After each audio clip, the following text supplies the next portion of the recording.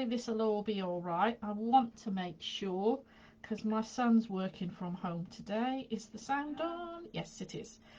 I'm going to leave it there in case there's any comments come through. But my son's working from home today, so I don't want to miss any comments or anything. Right, morning all. Yes, I'm here. Sorry I didn't make Tune In Tuesday last week, but I was a downer on myself last week. I'm human like everyone else, and I was going through a not woe is me, and this isn't a woe is me little dialogue. But it was running myself down. I'm rubbish at this. I'm a failure. I don't know what I'm doing. Blah de blah de blah de blah. So like everybody else and others that do it, I went through it myself last week. So I certainly wasn't going to come on and Tune It Tuesday and tell you and advise you and suggest all what you do when I wasn't even feeling like it myself. And I know, again, like you, and I say to you guys, to have a system put in place to get yourself out of it, whether it's reading testimonials, whether it's, whatever. I've got all that in place, and I didn't do any of it. I was just wallowing in my own self-pity, and thanks to Instagram, it got me out of that on Sunday. So I gave myself a good kick at the ass Sunday afternoon, and I'm back bouncing in here on a Monday morning.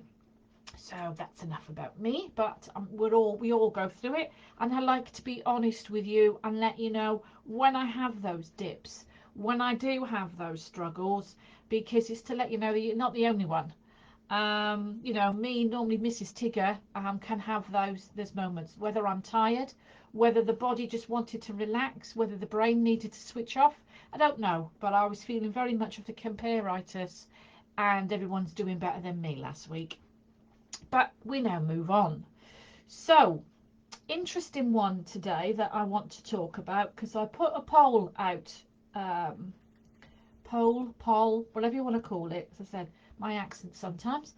I put a poll out earlier this morning about asking for rebookings with clients. When you've had a client come in, they're lovely and relaxed, they've had their treatment, what are you like for asking for a rebooking? Now, my question was, do you think it's pushy? Now, it may have been that I asked the question wrong, because in the results so far, I've got 10 answers so far, all saying no, that it's not pushy. So is that a case of no, you don't think it's pushy, but no, because you asked that question and you don't have a problem with it? I may have asked the question wrong. I may not have put it right, because that's one of the number one things I come across when I'm talking to therapists. I'd say 100% when I talk to therapists and I ask them, what are you like for asking for bookings? Every one of them, or let me say 99%, then there might be some of you now might jump on you and tell me, I ask, Al, I ask. Some of you might jump on and tell me that, but I was going to say then 99% of therapists, when they come to me, don't ask for rebookings. They don't like to ask for rebookings, and they don't do it. So my answer for that always is, let's find a way around it for it to feel comfortable for you. And, again, my answer to that would be then, as follow up, as we should normally do with the treatment anyway, with our clients, is to follow up. Check how they are, if they slept better, if the reason they come in to you was any better after the treatment, has it come back now since the treatment? So you're doing a follow-up to check how they are, and to show, that you're on this journey with them. Then to give a treatment plan, what you advise on what they can do in between treatments, or what you'd recommend that they should have, whether it's once a month maintenance or whatever. And then say about booking in. So, I'd recommend one treatment every month. So the next date, that would be Thursday, the whatever, of November, that would be, and at that time. Would you like to make that appointment? You can be as succinct as that, or just say, um, do you wish to make another appointment? You can do it that way. I sometimes think if you're suggesting that it's, they have an appointment 4 weeks on for maintenance, then you put the date and the time in there then, and 9 times out of 10 they'll come back to you. If they're not going to come back to you, then they're not pretty much not going to come back as a client. You can put in here your link for a review to Google My Business, things like that. But let's go back to the original question. Is it pushy? Is asking for a rebooking pushy? And no, if you're just answering with that, saying no, it's not me pushy. Yeah, if it's not pushy, you're right.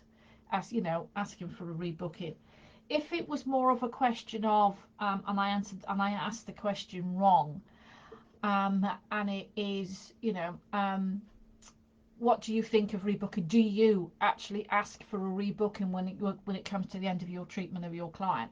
99% of therapists have a struggle for this, and it is a difficult one, especially if you're just starting out, if you're not feeling all that confident. And one of the and I'm there. My way around it was to follow up with an email, um, instead of asking for a rebooking. And we really need to look at it ourselves and find out why. What is that problem? Why do we have a problem with asking for the rebook? Is it lack of confidence? Is it shyness? Do we think that it's pushy? Um, do we like to give people that time to consider and go home? Because sometimes clients can come along and they may want to rebook with you, but they haven't got the diary. So they say, I haven't got my diary with me, I'll get back to you. And then that's it, because life takes over and they get busy. So that's when you have the follow-up. But is it pushy? Don't think it is. It's because it's part of providing that great service. You are looking after your clients. Now, again, I was talking to one of the Academy members yesterday, and we were talking about educating the public. Um, that there's a lot of things about building relationships. There's a lot of, posts about marketing and sales, etc. But amongst all of that should be posts about educating the public. Um, Whether it's, being part of an organization, being insured, being qualified, etc., etc., is not going to get you a sale. But mix that amongst your sales posts, mix that amongst your marketing posts, where you're educating them about being part of an organization, not just saying who you're part of, but educating them who they are and why you're part of them, educating them about your insurance, educating them about the training, about how long it's taken you, not a quick weekend or online course. Top up CPDs are fine, and again, you can go in and explain into all of that. Um, so we were talking about that, and the Academy member and myself, we were saying about how it is all about the follow-up, that we are nervous about asking for those rebookings. We are very much unsure. And also our clients don't know, because sometimes our clients think it's going to be one treatment and woof, it's done.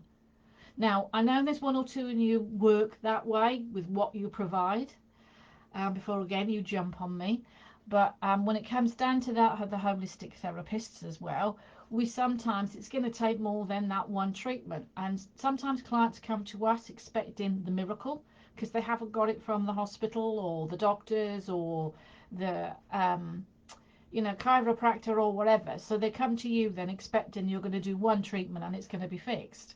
So again, that becomes part of the education process that you're telling them. So that when it comes in the rebooking, you could even use that question within your social media posts about why you asked for the rebook. Because again, sometimes it can be that you have that consistency. We talk about the monthly massage or monthly posts, treatments. We talk about for the MOT, for maintenance. You might want to book in a session of 4 weekly treatments, again, to get through if they got a condition that's taken place. So talk about these in your social media posts, so it lets people know what you're doing. That booking for a rebook won't come out of the blue to them. They will know to expect that, because that's what you've said that already on your website, maybe in your social media, in your newsletters. Let them know that that's something that they can expect.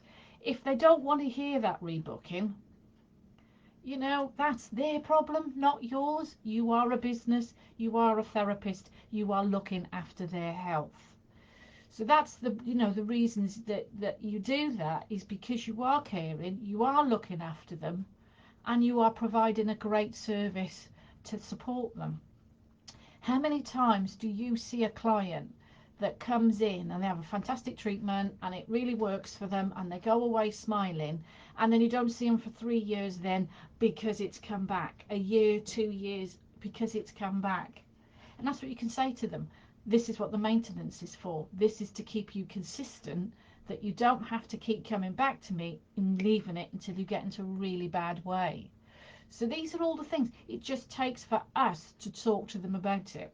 Whether it's talking to them face to face, or whether it's sharing that stuff on your website, on your social media, in your newsletters or whatever.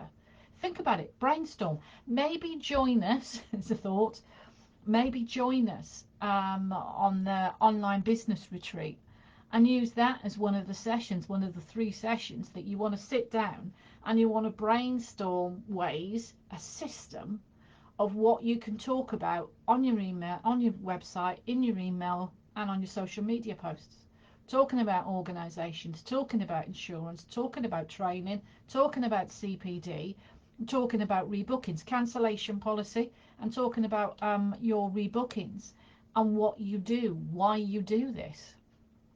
So that's just a thought for you today. Let me know, did I ask the question wrong? Or was it just that you answered no because you've got no problem in asking for the rebookings? If you do have a problem asking for rebookings, please don't be shy about asking that. Don't be shy about admitting that in this group. That's what we're here for. We're here to support and suggest and help one another. There's my ideas. Somebody else might have something different to me. That's what we're there for. That's what we're there to. If we can't do that, is how to get the confidence to be able to say that to our clients, or to find a way around it. If you've got any thoughts on that, any opinions on it, I'd be really interested to know. As I said, that's mine. You've got my point of view on that today, all about rebookings. And I would really love to know how you deal with it. Do you just come out with it? Do you hold the diary in your hand? I know I've seen some therapists do that. They grab the diary at the end of the treatment before the client goes and say, I would recommend an appointment in 4 weeks. That gives us the date. Do you want to book that? Maybe you might find that's too pushy. I don't know. I'd love to know your thoughts. But I was just really interested in the poll so far in 3 hours that everybody has gone and said no, where that's my 99% something that comes up when therapists talk to me, is that they can't ask for the rebooking. So, as I said, maybe I asked the question wrong. I'd really like your thoughts.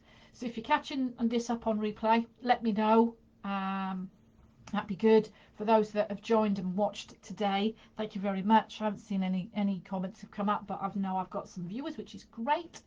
And I can let you know in advance. I will post about this, but I can let you know in advance what I'm going to be talking about next week.